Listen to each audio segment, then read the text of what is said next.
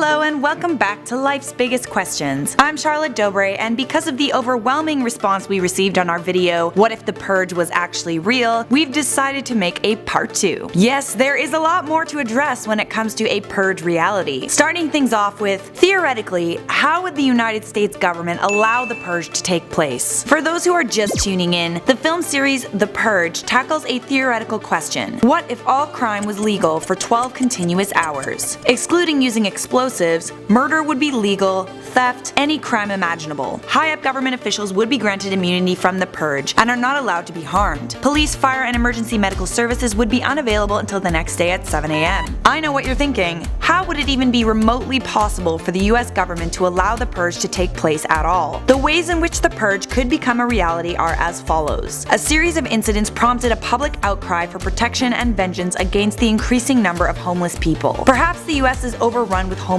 refugees, or there's an economic crisis that results in a large portion of the population being homeless and unemployed, which would then cause a surge in crime. Desperate people would turn to violence and robbery. If people couldn't get a legitimate job, they would likely turn to a life of crime. The government can no longer afford to support all these people through government programs, so the only other solution would be to eradicate them. Congress then ratifies the 28th Amendment, which states that every citizen has a constitutional yearly right to purge. Every year on March 21st, the purge allows for the elimination of the needy, poor, the sick, and non-contributing members of society. It could also be a way for the government to cleanse the US of criminals. Let's face it, the people that would be walking around during the purge setting fire to things and killing everyone in their path would be criminals and gangs. It would allow for a full-scale gang war to take place in the streets, where criminals would just end up killing each other off over territory or unsettled disputes. The purge could become a reality because of simply overpopulation. It is difficult to imagine how world governments will combat the very real possibility of an overpopulation problem in the future. Even with birth restrictions like in China, the United States only has so much space. So, just because high-ranking government officials would be granted immunity, that doesn't mean other public figures would be. One thing we didn't mention in our previous video is that many celebrities and famous people would be targeted by the purge. Any public figure would be at risk. There are already psychos out there who stalk and target celebrities. Imagine what would happen if all crime was legal for one night. People would plan for the night of the purge all year long. No one would want to be in the public eye if it would mean that people would want to target them during the night of the purge. Anyone in a position of authority, like even a teacher, could also be a target. Bigots and racists would come out in full force and would go after people of color, and vice versa. People would live in fear all year until the purge occurred. Every American would own at least one long-range rifle and would be trained on how to use it. Many people would leave the US altogether and move to a different country. I wouldn't want to stay in a country that allowed such a thing to take place. A real-life purge might result in mass immigration to places like Canada and Mexico. Refugees would pour out of America, and chances are, some people might not return once the purge is over. What would they have to return to if buildings are set ablaze and belongings are stolen? From an economic standpoint, the stock market would crash every year before the purge. Property prices in well-defended mountainous areas would soar, because everybody would be scrambling to buy a home that's out of reach and protected. High-tech security systems would be something that the elite would invest in, and perhaps most people would limit their belongings and personal possessions for fear they would get stolen or destroyed. But the purge might not be as bad as everyone thinks. The core premise of the purge is a pretty pessimistic view of humankind. Sure, there's a lot of crappy people out there and definitely quite a few psychos, but the majority of us don't actually want to rape and murder people. Let's face it, during the purge, many people would just hide out in their basements and bunkers watching the news, waiting out the night. If everyone was at home watching television, the prices for commercials would likely cost as much as a commercial that airs during the Super Bowl. Cybercrime would also run rampant. People wouldn't necessarily go to stores to loot them. Why do that when you can go on a spending spree from the comfort and protection of your own home with a stolen credit card? Let's be honest, no government would legally allow the purge to take place, but it's still interesting to theorize what would happen if they did. What would you do if the purge was real? Let us know in the comments below. For now, I'm Charlotte Dobre for Life's Biggest Questions. Don't forget to like this video, share it with a friend, and subscribe for more answers.